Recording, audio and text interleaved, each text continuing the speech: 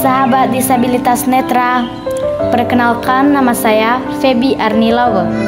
Saya sekolah di Oni Pedistra sebagai siswa inklusif.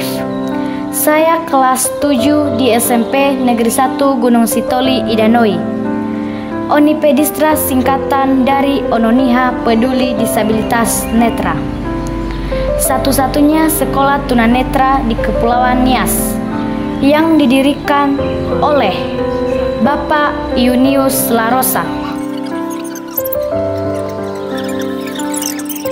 Di Oni Pedistra, saya diajari tulis baca braille.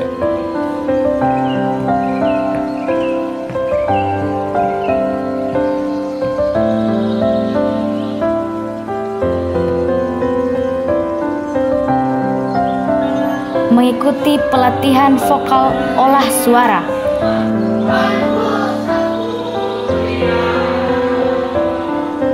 Pelatihan musik, penjarian keyboard dan gitar, budidaya ikan lele, budidaya tanaman, dan juga pelatihan kemandirian. Memiliki keterbatasan melihat membuat saya semakin yakin bahwa ada rencana Tuhan dalam kehidupan saya.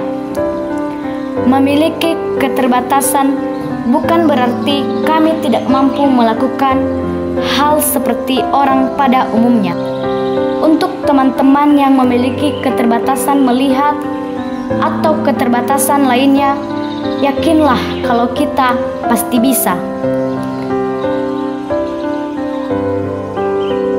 Disabilitas bisa.